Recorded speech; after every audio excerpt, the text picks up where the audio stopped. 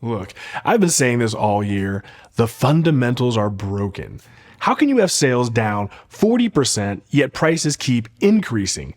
Every month, my brain just breaks trying to articulate this illogical market to you guys. Well, this month, we finally have some semblance of normalcy again.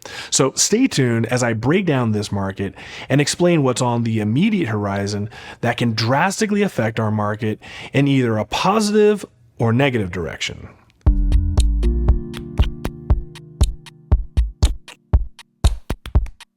Okay, first up, let's see how last month's sales turned out.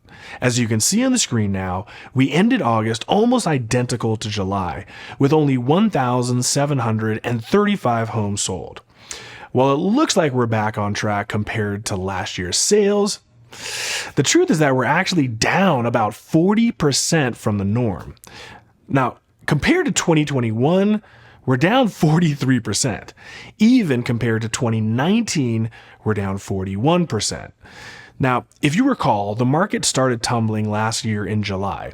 So from here on out, it's very likely that our dismal sales numbers will look normal compared to last year. All right, next up are median home prices. Look, we've had miserable sales all year long, but even despite low sales numbers, our median price has gone up for the past 5 months. The only explanation for this economic anomaly is the fact that our inventory has been so diminished that it's actually meeting the low demand at the very same time. Well, like Phil Collins once said, take a look at me now. As you could see, for the first time since February, our median price actually retreated by $5,000 to land at $445,000. Ironically, had we just stayed flat last month, we'd actually be positive for the first time this year compared to last year. Now instead, we're now down $4,000 from the median price the same time last year.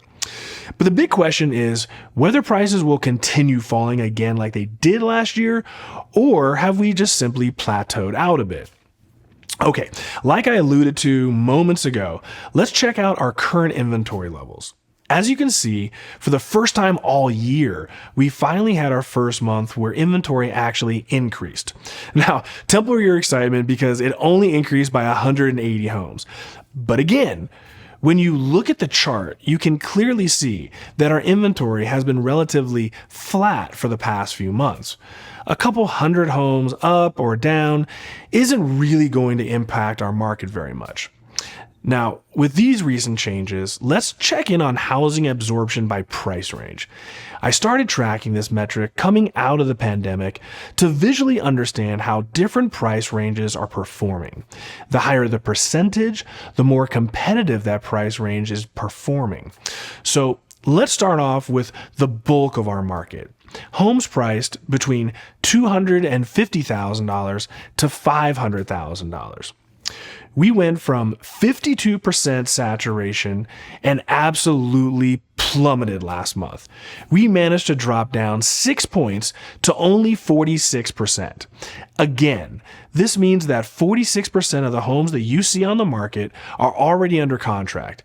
At its peak in March of last year, this number was actually 77%. All right, next we have homes priced between $500 to $750. This decreased slightly from 35% to 34%. Next we have homes priced between $750 to $1 million. This slipped as well from 26% to 25%. But now let's talk luxury. Homes priced between $1 million to $1.5 million. Again, this dropped 1 point to settle in at 24%. And finally, the ultra luxury market of homes priced over $1.5 million. This actually took 2 steps back, dropping from 19% to 17%. But now when we look at the market as a whole, we're now down to 37%. While it's clear that demand has been waning away, keep in mind that last November, we were down to only 19% saturation. So even though the market is grossly underperforming right now, we're literally twice as competitive as we were just last winter. Okay, now before we make some sense out of all this madness, let's chat about the elephant in the room here. Our old buddy Jerome Powell and the Federal Reserve.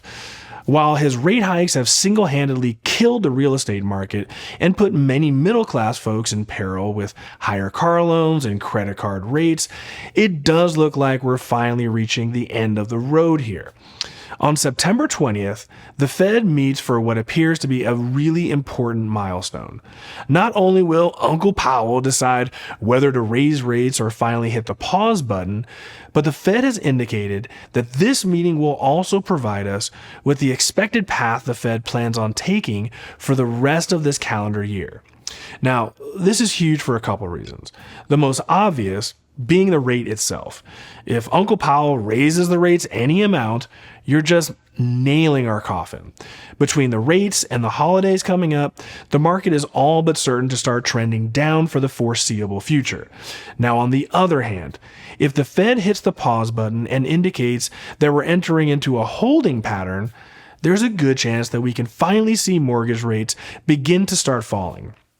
Now, if that doesn't make any sense to you, either click up here or I'll link to the video I made explaining how mortgage rates are decided in the description below. Suffice to say, mortgage rates are currently almost 1.5% higher than they should be. Now, much of this has to do with lenders' insecurity about the overall economy. Now, should the Feds hit the pause button, this could actually relax the mortgage market into lowering rates towards the historical average of 1.75% above the 10-year Treasury bond. Now, this is the direction that we want to start moving towards, instead of the current mortgage spread of over 3%. All right. Now let's go ahead and just try to wrap this up. Sales are in the dumps. Median home values finally started retreating from their somewhat illogical increases this year. Inventory is stable, and competition in the housing market is now down 4%. So what does this mean, and where are we actually going? Well, like I just said before, the only reason our market didn't absolutely crumble is due to such low inventory. I really don't see this changing much over the next 6 months. As we move into fall and then winter, demand always tends to slow down. But the real culprit is going to be interest rates. One reason new homes have been able to sell this year has to do with builders' willingness to buy down these rates for buyers. Now, people can and will purchase at 5.5%. By the time you hit 7%, you basically lost your audience. Right now, we're like parents with a child who's failing math class. Now, I'm not expecting A's from you, kid. I just want to see progress. Can we maybe bring this F up to a C by Christmas break, please? That's kind of where we're at right now. We just need to see a little progress, just to indicate that we're at least trending in the right direction. If we can end this year with rates in the low 6% range, it's not a stretch to think we'll be back in the mid-5s come springtime. And then we're off to the races. Well, that's it for this month, guys. Please be sure to share with your friends, like this video, and of course, hit that subscribe button, as it really does help the channel out a lot. Enjoy this cooler weather finally, and I'll see you guys all on the next one. Deuces.